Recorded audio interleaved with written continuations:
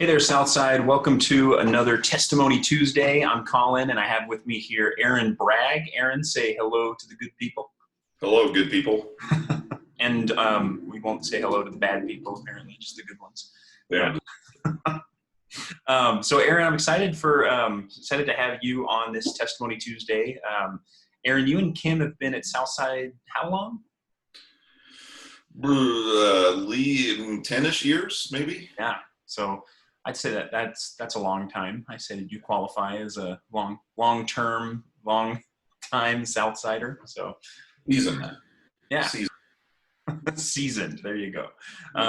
Aaron, I just want to say you're a great servant of our church, and you're involved in a ton of stuff. You and Kim both with ushering at the Simple Church, which seems like a distant memory these days, but we will hopefully get back to that soon. The food bank, small groups, youth ministry, so many different things. And so thank you for all you do. Well, thanks. It's awesome. We enjoy it. Yeah. And then, Aaron, I usually like to say something that I love about the person that I'm interviewing, but I just couldn't think of anything for you. Yeah. So, no, I would say, Aaron, what I really appreciate about you is that you are a reader and a thinker. And I love talking to you about big think stuff and deep thoughts on the faith. And so thank you for being that person for me. Really appreciate you. Wow. Wow. That's flattering coming from the big brain. All right. I'll take that. All right. So let's jump right in then. Why don't you tell us how you became a Christian? I honestly don't like this question because it's like this long, arduous process that there's no moment where I suddenly saw the light. I wasn't John Belushi in Blues Brothers. It didn't happen that way for me. I mean, when I was a kid, I've been going to church since my mom and my stepdad married when I was, I think, 5. So I've always been to church, but I didn't. I guess it's fair to say that I didn't understand really why or what the point was. I guess there was never any real doubt about God. But we went to a Presbyterian church. We went to a real fire and brimstone Baptist church. We went to a Nazarene church, which was like classic: don't smoke, don't cuss, don't drink, don't chew, and don't go out with girls that do. A Christian Disciples of Christ church. So I saw it particularly as a child growing up, all these different sides of Christianity, and none of them really pointed me to the why. It was more like, this is what you do. So to be honest, there was a time where I just kind of went because I understood that there was a God. I never had a doubt about it. It wasn't until, Southside, to be honest, maybe a little before that, where I really started to take it seriously. And I'll just be honest. I've always been uncomfortable with the life change chant, and yet that's what kept us at Southside, because there was legit life change for me. It was like all of a sudden everything made sense. It was like seeing what happened to our kids through youth group before we even started attending, and I saw change happen in them. And for Kim and me, who struggled mightily early on in our marriage, trying to land on a church that felt right to both of us. She grew up in more of a Southside environment. I grew up in, I guess, like I explained, all these other more mainstream churches, and we couldn't ever find anything that matched. And all of a sudden, when we first arrived, and the challenge for the men at the time was to read the entire New Testament, and there was this challenge to actually change something about you, that I realized there's the why that I've always been looking for. It wasn't just about going to church. There was an internal change that had never happened with me. So from going from a child to just attending church and youth group and Sunday school and all that, and just kind of going, yeah, cool, Jesus, to this feeling that there's a purpose for that other than just showing up on Sunday mornings, and being a part of that change as well. So I guess it's kind of a long 45-year up to this point. I'm 53-ish, will be soon. So for me, going on 50 years of this long journey rather than a single moment in time. Yeah. Yeah, no, that's really interesting. Tim Keller talks about, the kind of the journey of faith and how so often we feel pressured to assign a certain moment to when we became a Christian, when we crossed a certain line. And it's almost, looking back, it's almost always nearly impossible to find one point where that happens. Some people have that, but most people don't. And what he says, though, is really interesting, is that although you can't necessarily identify or put your finger on that moment, you know that there was a moment, right? And so it's really interesting, to be able to say, now something is different now than it was then. I can't tell you exactly when it happened, but I can tell you it happened. And so I always really like that as kind of a way to account for the process.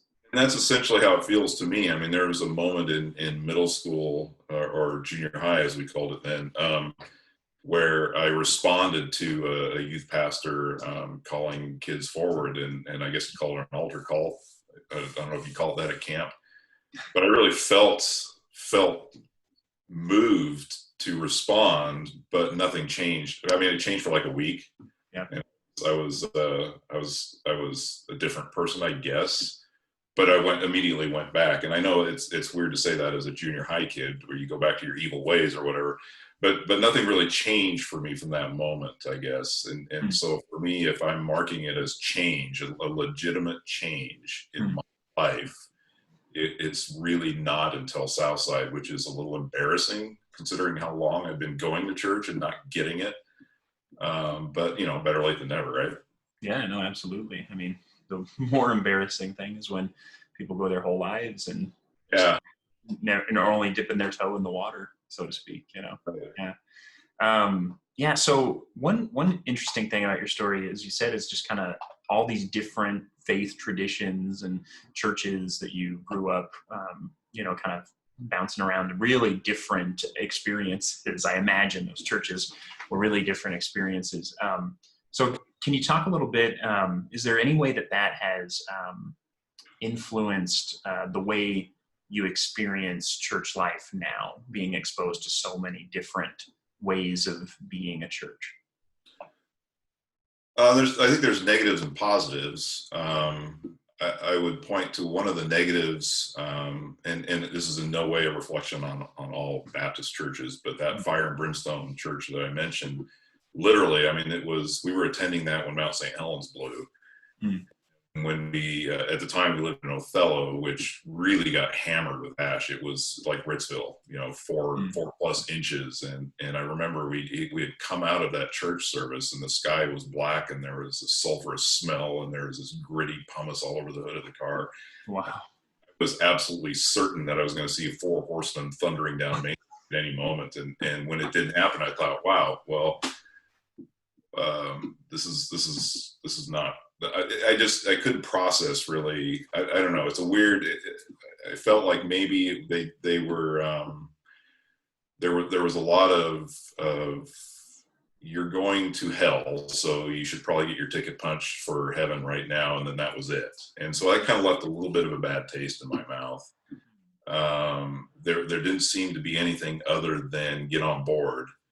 And that kind of, I kind of understood Christianity to be that way for a while, and I wasn't listening to others who said contrary things. The positive, one of the real positive moments was, as part of my job, I was spending a weekend at Mount Angel Abbey in Oregon, and I got to hang out with a bunch of super smart monks in a retreat house at the foothills of the Cascades, and they invited me as Benedictines to a non-Catholic. They invited me to participate in the Psalms with them prior to dinner. And that was a real huge moment for me. It was completely apart from the traditions that I grew up, but it was this welcoming moment. And it was a way of viewing the Psalms as prayer that I'd never thought of before. It was this communal activity of praying that I hadn't really participated in before, that that coincidentally happened to be around the same time that Kim and I started attending Southside. So those are two moments where, for me, two completely different sides of the Christian coin, I guess, that one kind of drove me away, another one brought me back. And then I was able to kind of look back on all these traditions and at some point recently, actually, in my life, and say it's not that one is bad and the other is good. It's just they're different ways of interpreting things. And in a sense, I think that experience has been a benefit. Now that I look back on it, I used to think of it as a detriment to my spiritual growth. But I think honestly, it's helped me understand the different ways one can embrace God and bring forth His kingdom. And if I choose to look at it that way, I think it's a little more helpful for me spiritually and mentally. Yeah, no, that's really good. And so that kind of makes me think of what is really a pretty personal question, but hey, you signed up for this, and here you are. Sign up? I don't remember. Yeah. So no, I just wonder, what you're sharing there. Really, I love that story about reading the Psalms with the monks, and I just wonder, can you share a little bit about what does your devotional life look like? What kind of things really kind of light your fire when it comes to faith? Wow. So there's regular time. I learned early on that, and honestly, this started with that challenge when we first started attending Southside to read.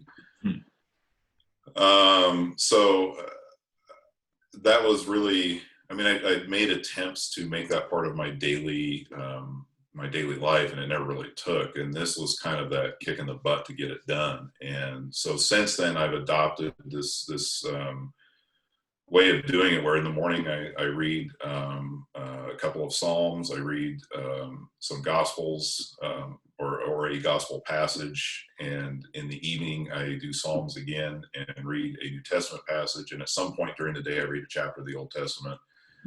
And it probably adds up to maybe, well, this is the funny thing, it only adds up to maybe 20-25 minutes of my time every day, but it's spaced out over 3 different periods. I've been doing that for a long time. It's the daily devotional guide from the Fellowship of St. James that kind of helps guide me. It keeps it with the traditional liturgical church calendar. And then the other thing I do is every couple of Saturdays or so, I sit down with a reader's version of the Bible, as no chapter heads, no verse headings or anything like that, and I read an entire book. And I just started in Genesis and started working my way forward. And I've found that when you get away from these little snippets, which are great for quiet moments, and read it like an entire book, and read it deliberately and intently, it changes, at least for me anyway, it changes my whole perspective.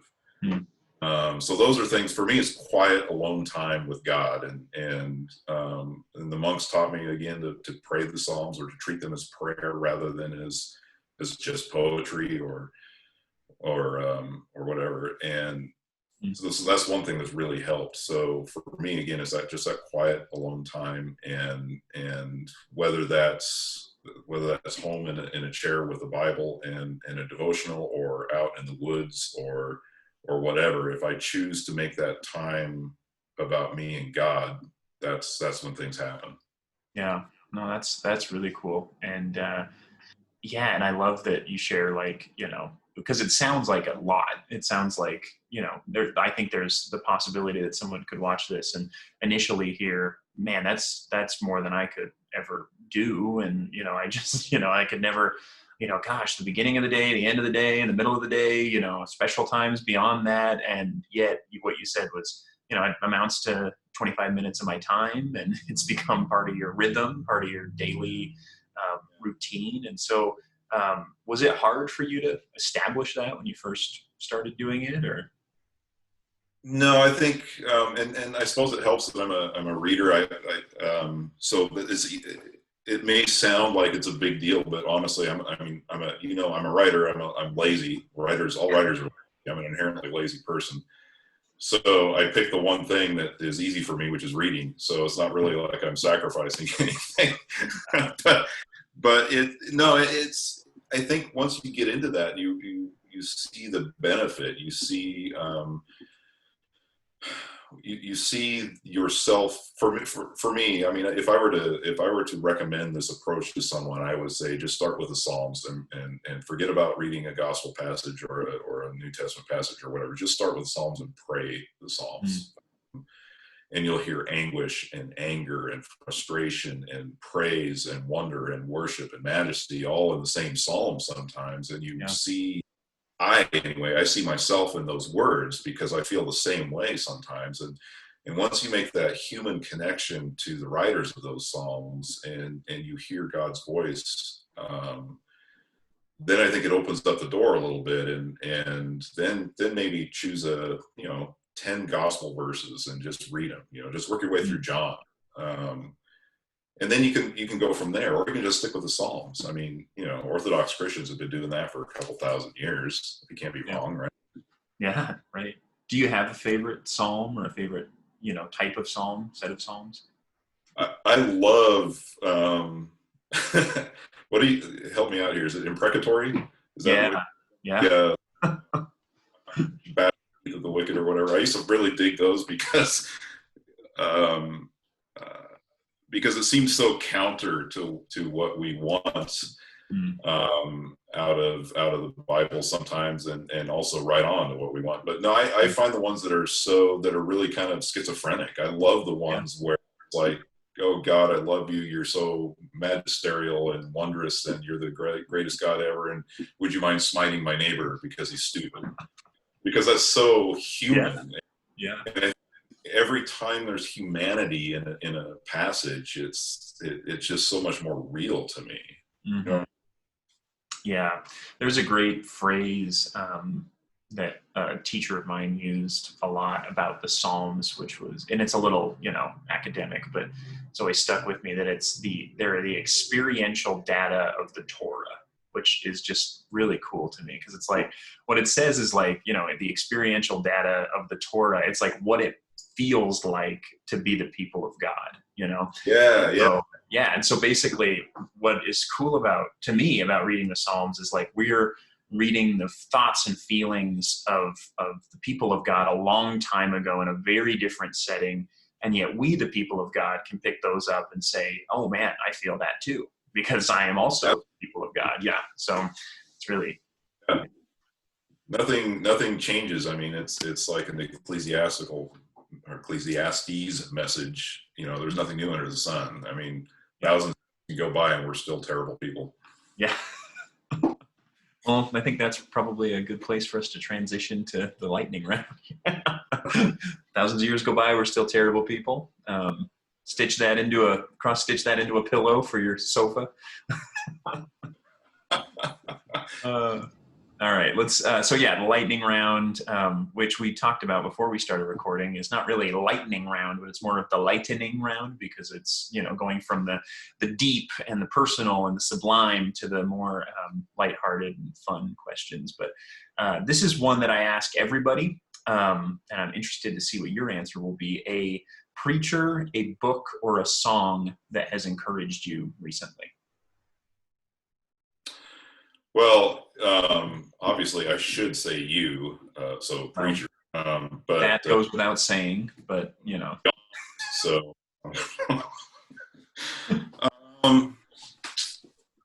for me, I mean, I'm a frustrated musician, or a recovering musician, I should say. I mean, I studied music in college. That's where Kim and I met. We were both music majors. So I'm just going to say song. And I'm going to pick the Estonian composer Arvo Pärt, who yes, favorite of us all. Yeah. Sorry, no, go on. Who, now you said we moved from the sublime, but this is truly sublime spiritual music. Look it up sometime. Arvo Pärt. It's A with an umlaut over the A. He's still alive, and he composes some of the most ethereally beautiful music ever heard by humankind. Wow, that's really cool. Very moving stuff for me. Yeah, that's really cool. Have you heard of Ola Yalo? And it's like Gjeilo, Yalo. No. I think he's like Scandinavian or something, but it sounds kind of similar. Not only because they both have weird, European, vaguely European names, but it's like he does choral arrangements and has written some masses. One of them called the Sunrise Mass, which is kind of ethereal and just powerful like that. So Yeah, I expect a link in my in from you. you got it. Well, we probably lost everyone now, but Well, this and I'll also say, and this is for Dave Long, the Grateful Dead. Anything by the Grateful Dead. yeah, That inspires me. nice. So yeah, on that note of music and stuff, because I know you are a musician, a music junkie. So what? This is a tough question because it's going to be like choosing between your children. But currently, what is your favorite album, or an album that just has you really, really excited, and one that you keep coming back to? It's maybe one way to say it. Not a current album, but currently what I'm listening to. Yeah. Well, new or anything. wow. That's really tough because it changes all the time. Summertime is this. It's always the Summer of Dead in our house. That's our road trip. Live Dead. And my particular favorite is Spring of '77. That's some of their best stuff. But lately, I've also been getting into a lot of electronic music from the 1970s. Suzanne Ciani and Laurie Spiegel, for instance. Suzanne Ciani is called the Diva of the Diode. So how can you go wrong there? Yeah. I think you've made it in life if you have a cool nickname. Yeah, like that. I don't have one myself, so maybe you can help me out. We'll make one up for you. That'll be the title of this video when we. You're gonna run. I'm just gonna put it up. Let's be honest. This is never going to see the light of day, Aaron. So yeah. No, I'm kidding. All right, one more question. Oh, go ahead. To your question, you turned me on to Jason Isbell at a men's. It wasn't a breakfast. It was when we used to gather early in the morning for Bible study. And I've never looked back. Jason Isbell, you guys. Anyone watch? I think everyone's gone and turned this off by now, but Jason Isbell. Oh yeah, no, I totally agree. His lyrics are amazing. Yeah, he's awesome. Yeah. Okay, one more, little bit more on the spiritual side.